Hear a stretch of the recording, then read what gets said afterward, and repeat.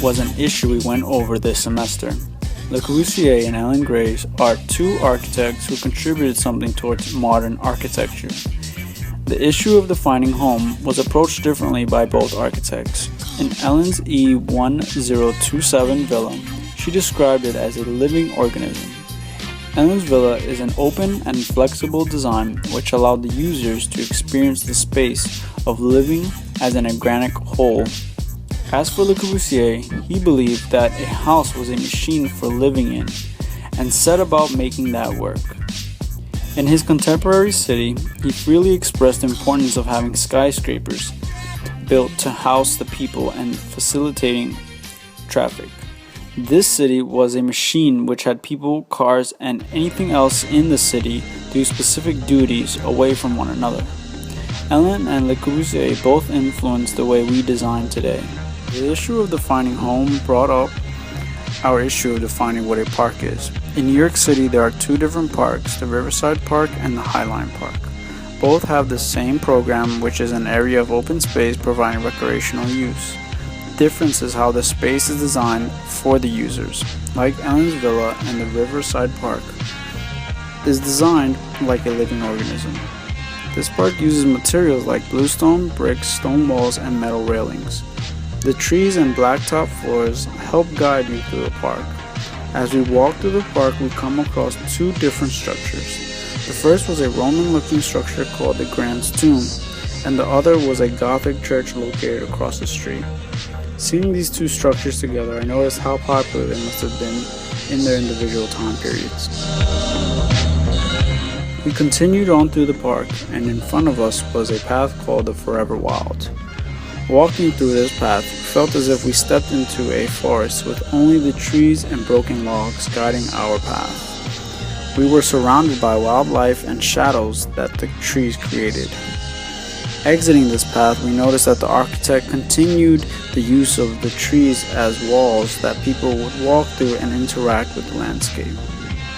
People had their kids climbing rocks, and many people running in the park never stayed on one path, but instead would run through the rough terrain of the park.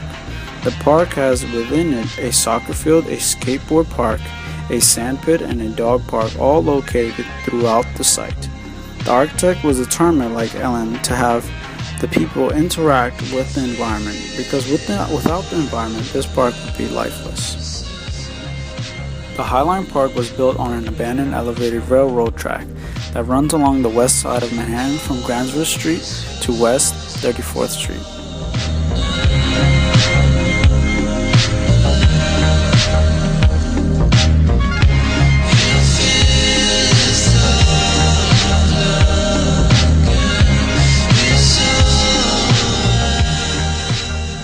The park's urban planning and landscaping design, unlike the Riverside Park, uses materials like steel, aluminum, and artificial floors. We entered the Highline on the 14th Street. Walking up the stairs and walking through the park, we noticed the floor and how it shifted upwards to create seating areas for people. The park is surrounded not by trees, but by buildings. Also, the elevated railroad tracks creates different perspectives for the users.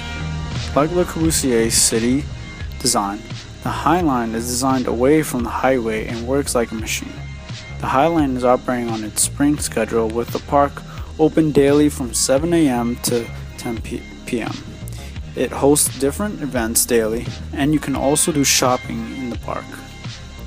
The people have breathtaking views of buildings, but I noticed that the path everyone takes is constantly moving with few seating areas.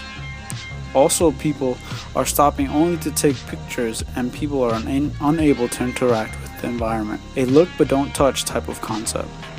The Highline has no other activities but the ones people create on special days. The Highline is a beautiful design, and without the different building views, the design would be dull. The Highline and the Riverside Park are two different designs, with two architects describing through their architecture their definition of what urban planning or what park is. Also, depending on the time period each place was designed influenced how the architect would define park. Architecture is constantly changing and becoming more difficult to define. Researching and creating great works of architecture like Ellen's 1027 villa and Le Corbusier's contemporary city helps answer other issues or themes like house, city, or park, which help contribute towards this understanding of what architecture really is.